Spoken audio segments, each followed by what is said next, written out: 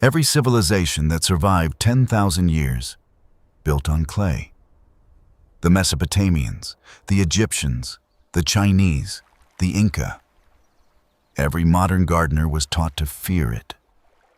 One of those is wrong. 1 gram of clay has a surface area of several hundred square meters.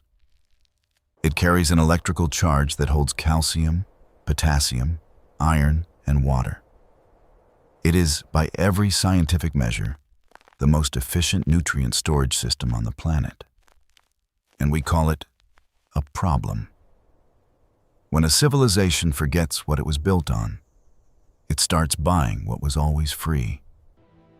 And the science that finally proved it was buried for almost 30 years. The archive opens on the banks of the Euphrates, 10,000 years ago. The river has flooded, the water recedes, and what remains is not sand, not rock. It is clay, heavy, wet, alive. A woman kneels, presses her hands into the earth. It holds. It does not crumble. It does not drain. She plants. It grows.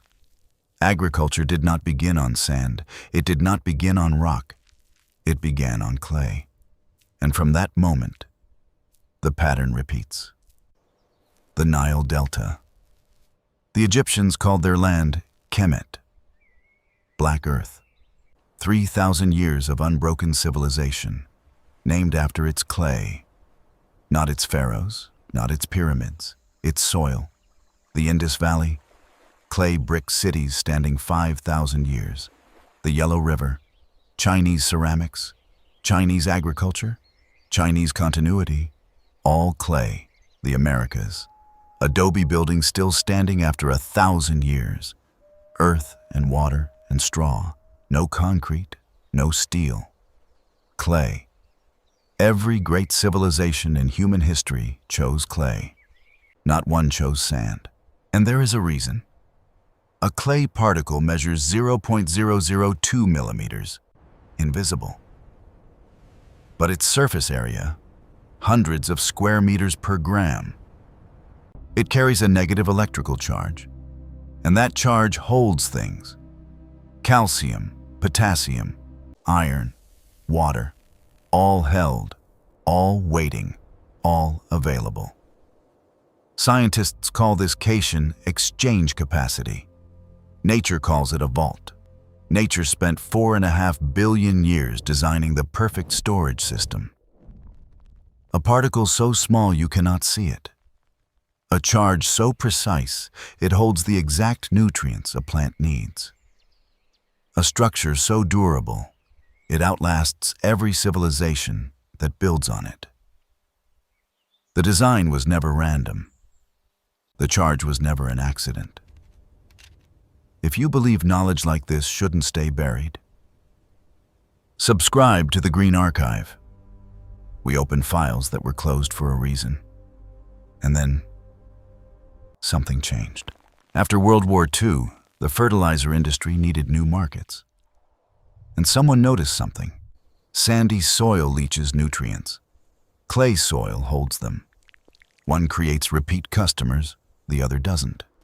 Gradually, sandy loam became the gold standard. Clay became the problem. Extension services recommended amendments.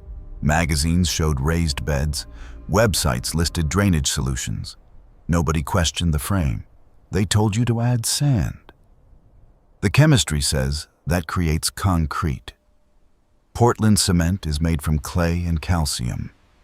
You were being told to make cement in your garden. They told you to rototill. The biology says that destroys the very networks that heal clay. Mycorrhizal hyphae, fungal threads finer than hair. They bind clay particles together. They create pores. They allow water. They allow roots. And when you rototill, you shred them, every single one. The advice was not neutral. The advice was expensive. $200 billion. That is the global fertilizer market. Sandy soil requires 2 to 3 times more fertilizer input than clay. 2 to 3 times more revenue. Follow the revenue. No one says it was a conspiracy. But when the incentive is clear and the silence is consistent, that is enough to ask a dangerous question. Why was the most efficient soil on Earth rebranded as a defect? Who benefits when gardeners abandon the soil that holds nutrients for the soil that leaches them? If this is the kind of investigation that deserves to exist, help us keep digging. Like this video, share it with someone who gardens on clay, which is half the world, but the foundation never forgot. And neither did one woman. She never called it clay soil. She called it the garden. She never added sand. She added leaves. She never rototilled. She covered with straw. And she waited. Every autumn, she added more. Every spring, the soil was softer. She never read a paper on glomalin. But she was doing exactly what science would take 50 years to confirm. 1996, the United States Department of Agriculture. A soil scientist named Sarah Wright finds a protein no one had seen before. Glomalin, 27% of all soil carbon, a biological glue produced by mycorrhizal fungi. It binds clay particles into aggregates, creates pores, allows water, allows roots, allows life. Nature had this solution 400 million years before we invented fertilizer. And the method to activate it? Organic matter on the surface, the way forests do it. Cover crops as biological tillers, daikon radish, sunflower, roots that do the work you were told to buy machines for. Mulch as surface armor. Protection, moisture, temperature, decomposition. Exactly how nature does it. Never work wet clay. Squeeze test. If it forms a ribbon, wait. If it crumbles, proceed. And patience. 10,000 years of civilizations built on clay. And they tell you to wait 2 to 4 years, as if that is a long time. Your grandmother was not unscientific. She was being correct before the papers were published, before the funding was approved, before anyone gave her credit. She knew. The clay knew. The fungi knew. Only the market disagreed. You are not fixing clay soil. You are remembering how to work with it. Organic matter. Cover crops. Mulch. Patience. That is not new technology. That is old knowledge. Knowledge that every civilization surviving 10,000 years already knew. The foundation was never the problem.